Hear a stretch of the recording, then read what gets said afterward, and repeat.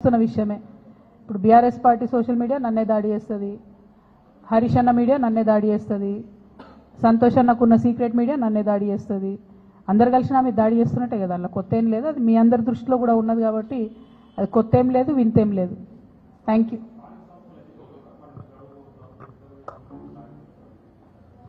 ఎక్కడ మాట్లాడిరండి? ఒక్కసారి కూడా కనీసం బీసీల మీటింగ్ రివ్యూ తీసుకోవడం లేదు సీఎం గారు. మేము పదే పదే కోరుతున్నాం. నిన్న కూడా మన తెలంగాణ జాగృతి నుండి కూడా మళ్ళీ చెప్పినాం మేము, మీరు కనుక తక్షణం నిర్ణయం తీసుకోకపోతే ఇక మంత్రుల ఇల్లు ముట్టడించుడు ఉంటుంది ఫస్ట్ ఫేజ్లో. ఇంకా కూడా నిర్ణయం తీసుకోకపోతే ముఖ్యమంత్రి గారి ఇల్లు కూడా ముట్టడించాల్సి వస్తుంది. ఎందుకంటే 30 తారీఖు నాడు ఎన్నికలని చెప్తే కూడా కనీసం బాధ్యత లేకుండా మాట్లాడకుండా చివరి నిమిషంలో కోర్టుకు పోదాంలే అనేటటువంటి ఒక వైఖరి నిర్లక్ష్యపూరితమైన వైఖరి రాష్ట్ర ప్రభుత్వం చేస్తూ ఉన్నది. ఇది బీసీలను వారు పట్టించుకోవట్లేదు అనడానికి సంకేతం. మా పోరాటం మాత్రం ఆగదు. ఖచ్చితంగా చాలా సీరియస్గానే ముట్టడి కూడా ప్లాన్ చేస్తాం.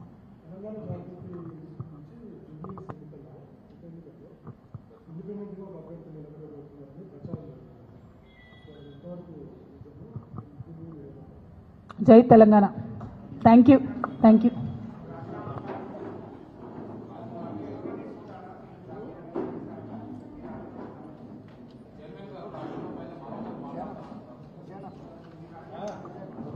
రాజీనామా నేను మంచి స్పీకర్ ఫార్మాట్లో ఇచ్చేసిన.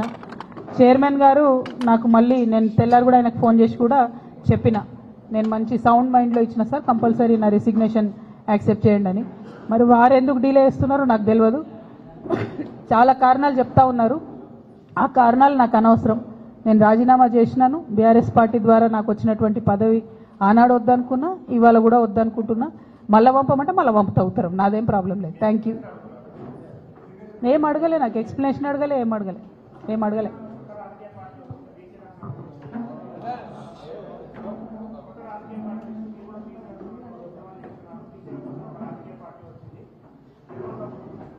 తప్పకుండా స్వాగతిస్తాం కదండి.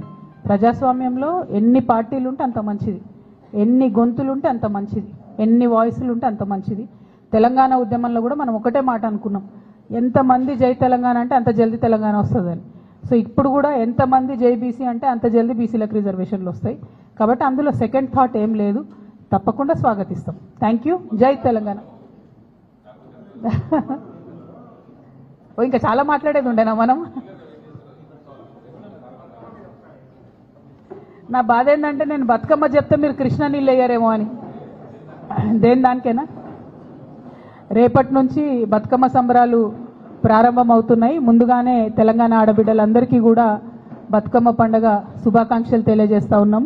మరి ఎట్ ద సేమ్ టైం వచ్చినటువంటి ఆహ్వానాలన్నింటినీ కూడా పరిశీలన చేసి దాని ప్రకారం ఒక షెడ్యూల్ తయారు చేసుకోవడం జరిగింది. ఆ షెడ్యూల్ కూడా నిన్న మీ అందరికి కూడా రిలీజ్ చేయడం జరిగింది. అందులో భాగంగా మొదటి రోజు చింతమడకకి వెళ్తూ ఉన్నాము. మరి అట్లానే తర్వాతి కార్యక్రమాలన్నింటినీ కూడా మీకు చెప్పడం జరిగింది. అట్లానే ఎప్పుడు చేసినట్టే తెలంగాణ జాగృతి నుండి కూడా ఈసారి ఒక పాట కూడా మళ్ళీ చేస్తూ ఉన్నాము. దాన్ని మాటల తిరుపతి గారు సోదరుడు తను రాసిండ్రు, మంగ్లీ పాడుతున్నది. సో ఈరోజు ఈవినింగో రేపు మార్నింగో అది కూడా రిలీజ్ అవుతుంది.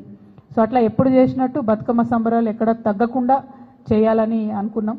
పోయినసారి మీకు తెలుసు, రాజకీయంగా క్లిష్ట పరిస్థితులలో పోయినసారి హాజరు కాలేనటువంటి పరిస్థితి ఉండే. ఈసారి అన్ని చోట్ల బతుకమ్మ చేసుకోగలగడం అన్నది చాలా సంతోషాన్ని ఇచ్చే విషయం. అయితే ఈ సందర్భంగా ముఖ్యమంత్రి గారిని నేను మళ్ళీ డిమాండ్ చేస్తున్నా, బతుకమ్మకు చీరలు ఇచ్చినారు ఇదివరకు, మీరు ఒకటి కాదు నేను 2 ఇస్తా అని చెప్పారు. 2 లేవు, 1 లేదు, ఎక్కడా లేదు. కాబట్టి బతుకమ్మకు మా ఆడబిడ్డలందరికీ చీరలు ఇవ్వాలని చెప్పి డిమాండ్ చేస్తూ ఉన్నాను. ఎట్ ద సేమ్ టైం దాన్ని ఆ చీరకు ఇంద్రమ్మ అని పేరు పెట్టకుండా బతుకమ్మ చీరను ఉంచితేనే బెటరు. ప్రతి సందర్భంలో తెలంగాణ యొక్క అస్తిత్వాన్ని తుడిచేసేటటువంటి కుట్ర జరుగుతున్నది మీ ప్రభుత్వంలో. అట్లా కాకుండా బతుకమ్మకు మీరు చీర ఇస్తే బతుకమ్మ చీర పేరుతోనే ఇవ్వండి, లేదా ఏదైనా తెలంగాణ ఆడబిడ్డ పేరుతో ఇవ్వండి. అంతేగాని ఇంద్రమ్మ పేరుతో మాత్రం ఇవ్వద్దు.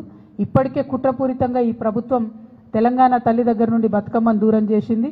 ఇప్పుడు తెలంగాణ ఆడబిడ్డల దగ్గర నుంచి బతుకమ్మ చీరను దూరం చేసింది. ఇటువంటి పరిస్థితి రాకుండా శ్రద్ధ పెట్టి ఆడబిడ్డల పట్ల గౌరవాన్ని, మన పండగలు మన సంస్కృతి పట్ల గౌరవాన్ని పెంపొందించే కార్యక్రమాలు ప్రభుత్వం చేయాలని చెప్పి నేను డిమాండ్ చేస్తాను.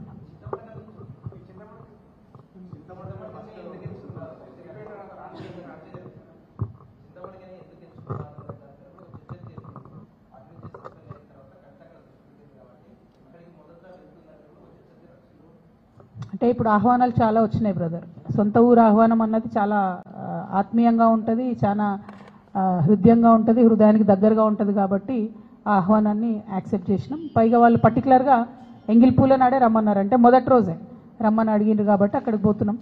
ప్రత్యేకంగా రాజకీయపరమైనటువంటి ఇంపార్టెన్స్ మీరు ఎట్లా నేను వద్దన్న ఆపాదిస్తారు అని అట్లా నాకు తెలిసిన విషయమే.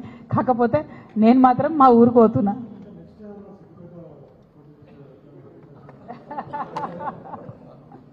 అంత దూరం ఆలోచన చేయలే బ్రదర్, అంత దూరం ఆలోచన చేయలే. Thank you so much.